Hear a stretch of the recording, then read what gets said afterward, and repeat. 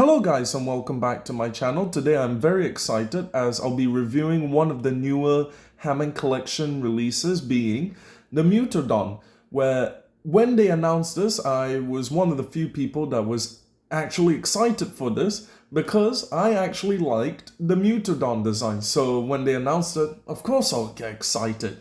But yeah, first start impressions on this is, yes, the model from inside the box looks perfect. However, I definitely have some issues that I want to bring up later.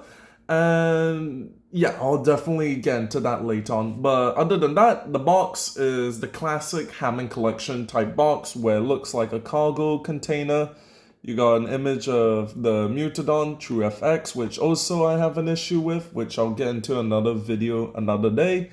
Hammond collection, Mutadon. And then at the side, you got this just saying made in Vietnam and an image from the film. And then at the back, True FX again, some product shots of the Mutadon. So yeah, so without further ado, let's get into this figure and see whether or not it is better than the mainline Mutadons, which was the previous review I did. Okay, so here we have the Mutadon out of the box, and in my opinion, the model is almost 100, almost near perfect. My only issue with this figure is, in terms of model, the wings. In my opinion, the way they made the wings, it doesn't really translate well into this figure, mainly because, first of all, this figure does come with accessories, being two displayed out wings, where you can make it look like it's flying, and then two tucked in wings. However, with these wings, the main issue that I really see with them when I put them together, either the displayed out or tucked in wings, is that there's a split between the main body and the wing itself, which it's kind of weird looking at it for this figure, because we know that Mattel has made a pterosaur for the Hammond collection before, being the Geoston Bergia, even though they have not touched any other pterosaurs ever since then. They could have implemented some of those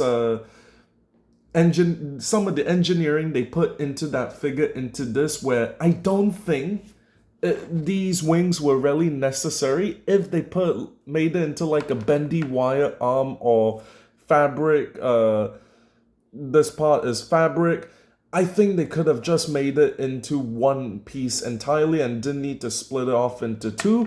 And also, I feel like they could have actually made it attached to the body entirely instead of this weird cut being here. So yeah, that is my first issue with the wings. My second issue with the wings, let me just show you. But yeah, the only way it really connects to the body is if you put the arms out like this.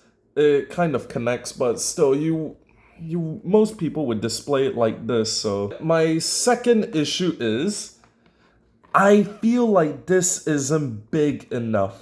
In the film, we saw the wingspan of the Mutadon, and I feel like this is too short for what it was in the film. So yeah, that's my second issue, where it's too small and it should have been a lot more bigger, the wingspan. But yeah, other than that, I think the body, the mold of the body, everything, like the head sculpt and all, is perfect. I think it is perfect. However, do I think that this is a good figure? I think it could have definitely been a lot better.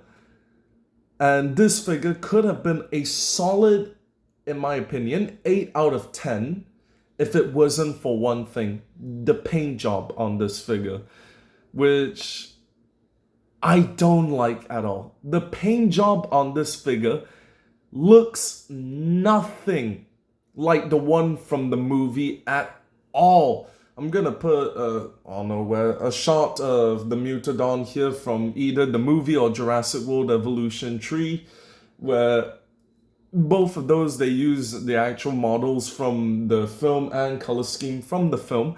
But as you can see, nothing. It looks nothing like the figure I have in front of me. First of all, I have no idea where they got this beige color from at all. In front of the film, it looked more like a white color than a beige color. So that's my first thing that came to mind where, okay, I don't know where they got that from. Second, I don't know why they made it beige for the underarms of the wings when it was clearly shown to be like an orange brown color. This looks nothing like that.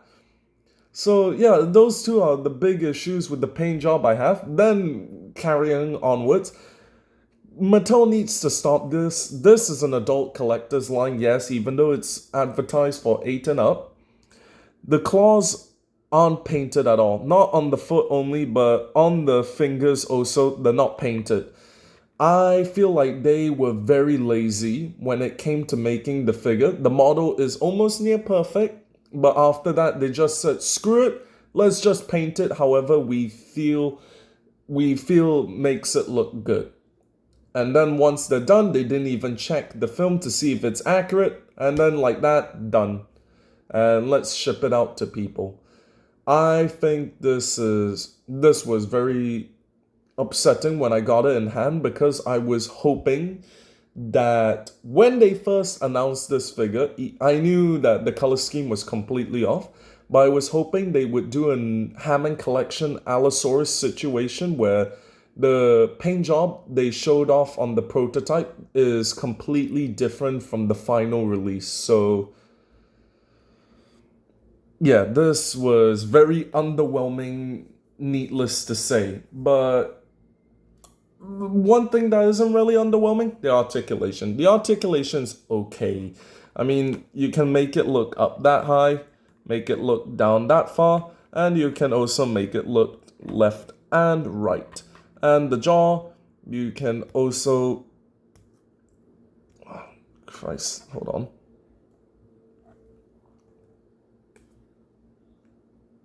You can make the jaw open up that much, which is okay. And then for the wings, you can make them go up that much. And then you can make them go down that much. And then of course you can also rotate it 360 degrees. And then for the legs, you can move this piece up that much and then back this much. And then for the thigh, the knee area, sorry, you can move it back that much and then forward that much. And then for the calf, you can move it out that much, move it back that much. And then for the foot, you can also move it from front to back, and it also sort of foot pivot it a bit. Yeah. Same for the other side. And then of course, it's a highlight of all Hammond collection figures where they use a bendy wire tail. And yeah. So yeah, that is about it. Articulation is quite standardized for all Hammond collection, where it's pretty much all the same articulation throughout every single figure. So yeah, it's okay. The paint scheme, sorry, is what is really bringing this figure down, in my opinion. And the model is sort of brings it up a bit, but it's not 100% perfect. So overall, I'm unfortunately giving this figure a 6.5 out of 10. Because yes, the paint scheme, in my opinion, is the worst thing about it. And what is really annoying is, ever since they advertised their Hammond collection figures as true FX, they've been giving us figures with completely the wrong paint jobs on every single one of the figures that has true FX on them. And it's really annoying. Even though the figures are good, them advertising it as true FX, you expect them to have the actual paint jobs from the film, but it doesn't. The Spinosaurus has this issue, also the Stegosaurus, Stygimoloch, and then figures that never showed up in any of the films, like Troodon, has the True FX logo on it for some reasons. So yeah, that is one of my Mattel pet peeves that they've been doing to the point where it's been really annoying for the past few years, them advertising as True FX. But anyways, let's compare it now. Now, here he is what it looks like next to Blue, and overall, yeah, I would say they scale well with one another. They are roughly the same height. And yeah, not much can be said among these two, as pretty much they're the same height, no other issues with it. Other strange thing is, the Mutadon does have a shorter tail length than Blue, so yeah. But now let's get into the part that I was interested in, because in my last toy review, being the Mattel mainline Mutadon, I said wait for this figure to come out and get this over this figure, being the mainline Mutadon. And is my thoughts and opinions still the same? It's kind of changed a bit in my opinion. Unfortunately, I'm gonna say this. The mainline figure is more, in terms of the model, it's more accurate to the film, where the wing span of it, as you can see, it is longer than the Mattel one. So, yeah, in terms of model, I would say my answer is changing. Buy the mainline figure. Overall, there's not really a strong reason to buy this figure unless you're a completionist of the Hammond collection like I am. So yeah, if you're just a standard Jurassic Park fan who wants a good looking Mutadon figure, I'll say get the mainline. Even though it is slightly more expensive, but you do get two of them, so that is a plus. But yeah, overall I think Mattel just missed the mark with making this figure.